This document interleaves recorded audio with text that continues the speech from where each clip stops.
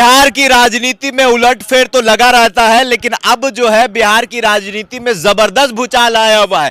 एक बार फिर से नीतीश कुमार पलटी मारने की कोशिश कर रहे थे, लेकिन इस बार जो है उल्टा दांव पड़ गया है और लालू प्रसाद यादव जो है वो अब नीतीश कुमार को अपने इशारे पर नचा रहे हैं, या फिर यूं कहें कि उन्होंने समीकरण बना लिया है अपनी सरकार बनाने के लिए।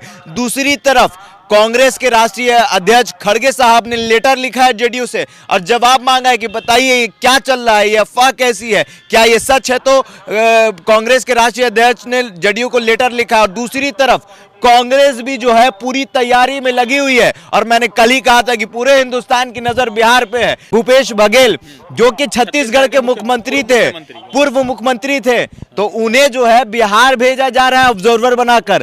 माहौल क्या है रजा जी? कांग्रेस भी अब इस लड़ाई में कूद गई है। देखिए, सबसे बड़ी बात है कि कांग्रेस का जो अभी तक का स्टैंड था वो महागठबंधन के साथ बड़ा मजबूती के साथ है। लालू प्रसाद यादव के साथ बड़े मजबूती के साथ उनका गठबंधन चल रहा था। आज कांग्रेस बिहार में 19 सीटों पर है। देखिए, कहने को तो जितेंद्र राम मांझी किंग मेकर हो सकते हैं, कहने को ललन सिंह किंग मेकर हो सकते हैं, मगर जदयू, राजद, भाजपा के बाद जो सबसे ज्यादा सीटें हैं वो कांग्रेस के पास है। और कांग्रेस के विधायकों की अब एक चीज अच्छी लग रही है कि वो अपने पार्टी के प्रतीक जो है बड़े लॉयल है। चाहे आप महाराष्ट्र में टूट होती है, शिवसेना के कई सारे एमएलए भागते हैं, मगर कांग्रेस का कोई भी एमएलए नहीं जाता है। रूमर ये है, मीडिया में रूमर ये चल रहा है कि कांग्रेस के कई ऐसे विधायक हैं कि फोन नहीं उठा रहे। ठीक है, कांग्रेस नहीं जाते, उस पर भी अभी आएंगे। दूसरी तरफ जो है भूपेश बघेल जो छत्तीसगढ़ के मुख्यमंत्री थे, उन अभी ऑब्जर्वर बनाकर बिहार भेजे गए। यानी कि छत्तीसगढ़ के मुख्यमंत्री बिहार इसलिए गए ताकि भूपेश बघेल को कहा जाता है कि वो भी जातिगत पॉलिटिक्स के माहिर माने जाते हैं, तो उनको भी भेजा गया है। तो कांग्रेस बड़ी भूमिका निभा रही है। कांग्रेस को फिलहाल मुख्यमंत्री मंत्री से कोई लेना देना नहीं। कांग्रेस को यह देखना है कि जो अभी बिहार की सत्ता में है वो नीतीश कुमार अगर सनम बेवफा होते हैं तो नीतीश कुमार की पूरी राजनीति कांग्रेस खत्म करने जा रही है। खड़गे साहब ने लेटर लिखा है, नीतीश कुमार से पूछा है कि आप बताइए कि क्या चल रहा है। कांग्रेस ने जो है तमाम अपने दिग्गजों को बुलाकर बिहार में एक अपनी राजनीतिक जो है सरगर्मियां तेज कर दी है। भूपेश बघेल जो है फिर से जो है बिहार के सीनियर ऑब्जर्वर बन के गए। भूपेश बघेल छत्तीसगढ़ के हैं, मुख्यमंत्री रह चुके हैं। राजस्थान की सियासत में उनका बड़ा रोल था। तेलंगाना की सियासत में जो सत्ता परिवर्तन हुई उसमें भी उनका जो है बड़ा रोल दिखा था। मध्य प्रदेश में दिखा था। तो ये तमाम चीजें लग रही थी। दूसरी तरफ कर्नाटका में भी उनका एक रोल देखने को मिला था। तो अभी जिस तरह से सत्ता परिवर्तन की बात चल रही है तो कांग्रेस भी एक बड़ी भूमिका में। कांग्रेस के 19 विधायक जो है ये तमाम अब सपने जो है उनके जो बिहार के जो अध्यक्ष है अखिलेश प्रसाद सिंह जी उनके संपर्क में है। और एक चीज आपको एकदम क्लियर बता दे,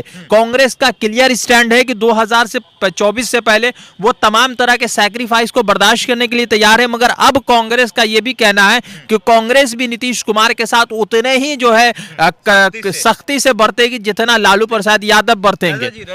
रजा भाई, सवाल ये है कि कल तक नीतीश कुमार जो हैं वो सब कड़ी को जोड़ रहे थे, यानी कहें कि पूरे हिंदुस्तान के नेताओं को इंडिया के प्लेटफॉर्म पर ला रहे थे। आज खुद जो है इंडिया लाइन से भागने की कोशिश कर रहे हैं। वजह क्या है? क्या वो प्रधानमंत्री बनने का ख्वाब देख रहे थे या फिर कांग्रेस से अंदरूनी उनकी नाराजगी है? देखिए, कांग्रेस से अंदरूनी किसका? नीतीश कुमार का क्या है कि उनको 16 सीट में मुख्य प्रधानमंत्री बनना था। तो प्रधानमंत्री बनने के लिए ममता बनर्जी ने कह दिया कि खड़गे साहब दलित फेस है तो वो प्रधानमंत्री बन सकते हैं। उसकी हिमायत जो है केजरीवाल साहब ने कर दिया। तो आखिर नीतीश कुमार को मुख्य प्रधानमंत्री बनना है तो उनके समर्थन में लोगों को भी तो बोलना चाहिए। जो ममता बनर्जी बड़ी सहयोगी है फिलहाल इंडिया गठबंधन की, केजरीवाल बड़े सहयोगी हो सकते, तो ये लोग तो कम से कम बोलेंगे कि हम जो है कांग्रेस के समर्थन में या मतलब के इनके नीतीश के समर्थन में। तो इतना तय है कि कांग्रेस भी वेट एंड वॉच में नहीं है। कांग्रेस भी लालू प्रसाद के उन दाव को जानती है। इसीलिए यहां भी एक सवाल पैदा होता है। देखिए, एक तरफ ममता बनर्जी भी नाराज चल रही है कांग्रेस से, उधर भगवंत सिंह मान ने भी कह दिया कि वो अकेले लोकसभा चुनाव लड़ेंगे, और इधर नीतीश कुमार इंडिया अलायंस से निकलना चाह रहे हैं। तो तीनों जो है कांग्रेस के खिलाफ नजर आ रहे हैं और तीनों जो है कांग्रेस से बाहर निकलने की कोशिश कर रहे हैं। तो क्या अब ये लोग अकेले चुनाव लड़ना चाहते हैं या भाजपा के सहयोगी हैं? देखिए, आप एक बात आपको क्लियर बता दे रहे हैं कि भाजपा के साथ अगर नीतीश कुमार जाते हैं तो अपने सियासी बसात को खत्म कर लेंगे।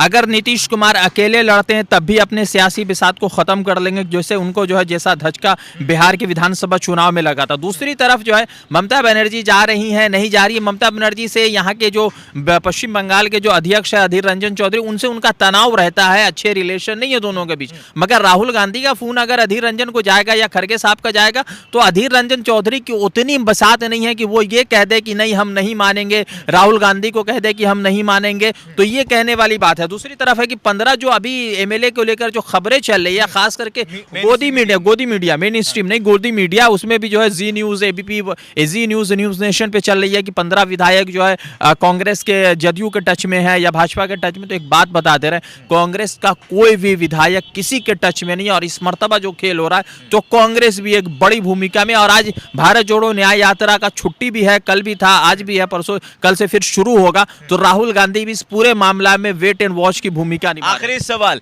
तेजस्वी यादव क्या करेंगे, लालू प्रसाद यादव क्या रणनीति बना रहे हैं? देखिए, अब आपको एक क्लियर बात बता दे रहे हैं कि बिहार का जातिगत जनगणना हो चुका है। 15% यादव है, अराउंड 18% मुस्लिम समाज के लोग हैं। 18 है ना, 19% है, माफ कीजिएगा, 18-19% मुस्लिम समाज के लोग हैं।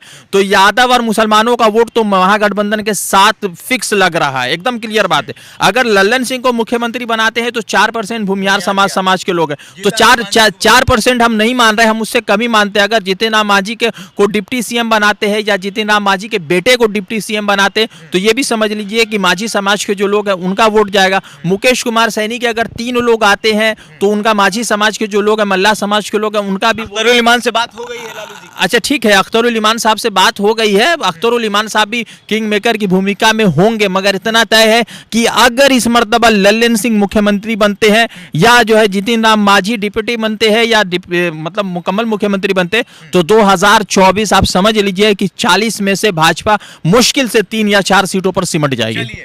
तो 2024 जो है वो किसी के लिए आसान नहीं होने वाला है। नीतीश कुमार ने जो जाल बनाया था, शायद अब जो है उसी जाल में जो खुद उलझते हुए दिख रहे हैं। और लालू प्रसाद यादव कल तक नीतीश कुमार को मना रहे थे, लेकिन अब जो है वो समीकरण बना रहे हैं या बना चुके हैं।